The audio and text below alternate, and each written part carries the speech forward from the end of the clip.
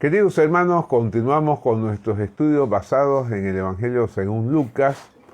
Y se acuerdan ustedes que en los últimos dos encuentros habíamos visto un primer punto que tenía que ver con la segunda etapa del viaje del Señor Jesucristo a Jerusalén. Ahora pasamos a un segundo punto de esta segunda etapa que tiene que ver con enseñanzas de Jesús transmitidas en un banquete. Y vamos a ver en esta oportunidad la primera de estas enseñanzas que encontramos en el capítulo 14, los versículos del 1 al 6. Nos dicen acá estos versículos en Lucas capítulo 14, los versículos del 1 al 6 de la siguiente manera. Aconteció un día de reposo que, habiendo entrado para comer en casa de un gobernante que era fariseo, estos le acechaban. Y aquí estaba delante de él un hombre hidrópico. Entonces Jesús habló a los intérpretes de la ley y a los fariseos diciendo: ¿Es lícito sanar en el día de reposo? Mas ellos callaron. Y él tomándole, le sanó y le despidió. Y dirigiéndose a ellos dijo: ¿Quién de vosotros, si su asno o su buey cae en algún pozo, no lo sacará inmediatamente, aunque sea en día de reposo? Y no le podían replicar a estas cosas. Vamos a orar pidiendo que Dios nos hable a través de este pasaje leído. Amado Dios, queremos darte gracias por todo lo que haces en nuestras vidas y gracias porque tú quieres hablarnos siempre a través de tu palabra.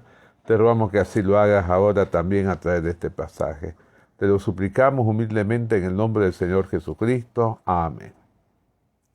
Muy bien, queridos hermanos, entonces les decía que vamos a ver ahora en el capítulo 14, los versículos del 1 al 24, tres enseñanzas del Señor Jesucristo transmitidas en un banquete, en la celebración de un banquete. Y en esta oportunidad vamos a ver que es más importante un ser humano que la ley de Moisés. ¿Cuál fue la ocasión para que el Señor transmitiera esta enseñanza? La presencia de un hombre que padecía de hidropesía en un banquete que se celebraba en sábado, o sea, el día de reposo.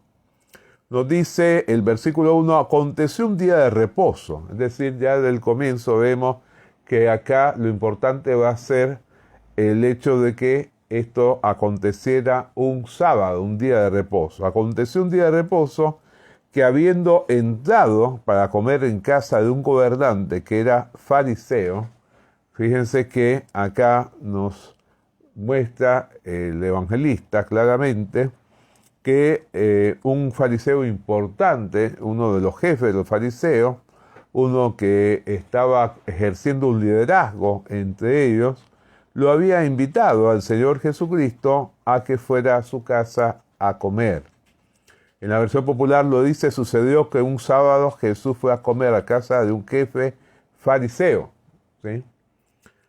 Ahora bien, es muy importante que tomemos en cuenta la última parte del versículo 1, porque dice: estos le acechaban.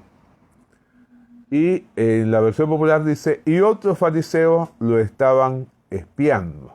¿Sí? Es decir, uno podía pensar que amable el fariseo que lo invitó a comer a Jesús, pero quizás se trataba de una trampa para ver si él iba a continuar quebrantando la ley de Moisés. ¿Por qué pensamos esto? Porque dice inmediatamente el versículo 2, y aquí estaba delante de él un hombre hidrópico, un hombre que padecía de hidropesía. Como dice en la versión popular Dios habla hoy, también estaba allí delante de él un hombre enfermo de hidropesía. Y en la versión del lenguaje actual trata de aclarar, para el que no conozca el término hidropesía, de qué se trata esto. Dice: de pronto un hombre que tenía las piernas y los brazos hinchados se paró delante de él. La hidropesía tiene que ver con una enfermedad en la cual hay un exceso de agua, de ahí viene el término, de manera que provoca cierta hinchazón, ¿no? Sobre todo en las extremidades. Y entonces, evidentemente que esto era un caso triste. Imagínense que si todavía alguien padece de idiopecia ahora es algo lamentable, mucho más en una época que, como hemos dicho ya tantas y tantas veces, la medicina estaba en pañales. Ahora, ¿cómo fue que llegó este hombre acá? Algunos comentaristas bíblicos, y quizás tengan razón, suponen que lo llevaron los mismos fariseos para provocar a Jesús, como una trampa tendida contra él. Una vez más, si esto es así, lamentamos el que haya gente que se dice religiosa y que tenga tan malos sentimientos, que realmente utilicen a un pobre hombre enfermo para tenderle una trampa a quien consideran que está en contra de la ley que ellos tanto defendían. Pero entonces acá viene el momento de la acción y de la enseñanza. Versículos del 3 al 6 nos muestran que esto se produce de una manera muy interesante, y es que Jesús demuestra su punto de vista mediante dos preguntas dirigidas a los fariseos. La primera pregunta es si era lícito sanar en sábado, ¿no? Observen acá en los versículos 3 y 4, dice: entonces Jesús habló a los intérpretes de la ley y a los fariseos diciendo: ¿es lícito sanar en el día de reposo? Y el versículo 4 en su primera parte dice: mas ellos callaron, ¿no? Realmente el Señor Jesucristo enfrentó la situación de manera directa. Él se daba cuenta qué es lo que estaba pasando ahí, y entonces lo primero que quiso dejar en claro es si ellos tenían algún argumento sólido que le mostrara a él que no era algo lícito, algo que correspondiera, algo que realmente tuviera que ver con las enseñanzas de Moisés, el hecho de sanar en el día de reposo. Ellos guardaron silencio, ellos no dijeron nada ante lo que el Señor les preguntaba. Como dice en la versión popular, Jesús les preguntó a los maestros de la ley, a los fariseos: ¿se permite sanar en sábado a un enfermo o no? Pero ellos se quedaron callados. Y entonces, como dice un dicho popular, que el que calla otorga, esto el Señor Jesucristo lo tomó como el que ellos no podían demostrar que si él sanaba a este idiópico estaba actuando mal. De manera que inmediatamente después dice: y él, tomándole, le sanó y le despidió. Evidentemente, una acción directa de parte del Señor Jesucristo en la que demostró su poder sanador y el hecho de que lo libraba a este hombre de que permaneciera ahí porque había cumplido el objetivo de ser sanado.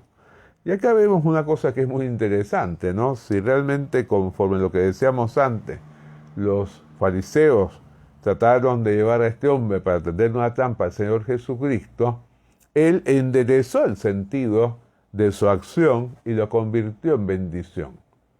Y eso es lo que muchas veces hace el Señor Jesucristo, aún ahora con nosotros. ¿Cuántas veces hay gente que trata de hacernos mal, y el mal que ellos han querido para nosotros se convierte en bien por la obra de Dios en nuestra vida?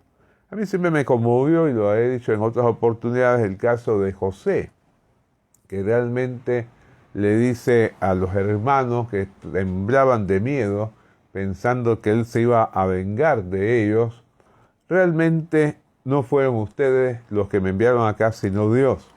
Es decir, evidentemente esto no quiere decir que ellos no tuvieran una responsabilidad, pero Dios enderezó esta mala acción de vender a su propio hermano como esclavo para que este hombre llegara a ser nada menos que aquel que salvara a Israel, no solamente a sus hermanos, sino a los descendientes de ellos y a todos los demás que conformaron la base del pueblo de Israel. Dios siempre puede enderezar lo que nace torcido. Y la segunda pregunta que hace el Señor la encontramos en versículo 5, dice, y dirigiéndose a ellos dijo, ¿quién de vosotros si su asno o su buey cae en algún pozo, no lo sacará inmediatamente, aunque sea en día de reposo? Acá el Señor, como se dice muchas veces, redobla la apuesta y dice, ¿sabe una cosa? Ustedes se quedaron callados, pero es que ustedes realmente no tienen argumento, porque era costumbre de aquella época que si alguien perdía a un animal que caía en un pozo, estaba permitido el que fuera levantado del mismo. Ahora bien, acá hay una cosa interesante, y es que en otras versiones no aparece asno, sino hijo, que parece ser lo que corresponde al texto original griego. Como dice en la versión popular, ¿quién de ustedes si su hijo o su buey, ¿no? O como dice en la nueva versión internacional, si uno de ustedes tiene un hijo o un buey que se le cae en un pozo, ¿no? ¿Qué pasa si a un hijo se le cae en un pozo a un fariseo? ¿Qué pasaba si se le caía un buey? Evidentemente que ellos de inmediato lo iban a sacar, y esto es lo que insiste el Señor. El Señor pone énfasis en esto cuando dice, no lo sacará inmediatamente. Ni siquiera va a pensarlo dos veces, ni siquiera va a esperar un momento, sino que por amor al hijo o por el saber la gran pérdida que implicaría el no contar con su buey, inmediatamente cualquiera de ellos sacaría ya sea a su ser querido o a su animal de trabajo. ¿Y qué pasa acá? ¿Cómo termina el pasaje? Dice el versículo 6, y no le podían replicar a estas cosas. O sea que no podían, como dice la versión popular Dios habla hoy, y no pudieron contestarle nada. Y como dice en la Biblia de las Américas, y no pudieron responderle a esto. Es decir, el Señor los dejó sin ningún argumento posible. Y acá vemos una cosa que es tremenda, ¿no? Y es cómo muchas veces los seres humanos estamos dispuestos a criticar algo, a condenar algo que no es coherente con nuestro propio accionar. Y el Señor demostró que realmente si un día de reposo había la disponibilidad de sacar a un hijo o a un buey, cuánto más Él debía librar a este que había caído en el pozo de la hidropesía. Que Dios nos bendiga para que podamos entender siempre esto y que nuestra fe sea coherente, de manera que podamos el tener una mirada compasiva hacia los demás, no nos refugiemos en un espíritu religioso, cerrado, sin vida y sin amor, sino que actuemos siempre como el Señor Jesucristo, siempre dispuesto a brindar lo mejor para cada ser humano. El ser humano es más importante que cualquier ley religiosa. Vamos a orar pidiendo que Dios nos bendiga para aplicar estas enseñanzas a nuestra vida diaria. Amado Dios, gracias por estar a nuestro lado y gracias por todo lo que viene de ti. Queremos pedirte que todas estas enseñanzas queden grabadas en nuestra mente y corazón y desde ahí nos lleven a una vida en la cual te honremos, en la cual procuremos imitar en todo el modelo del Señor Jesucristo. Te lo rogamos humildemente en el nombre del Señor Jesús. Amén.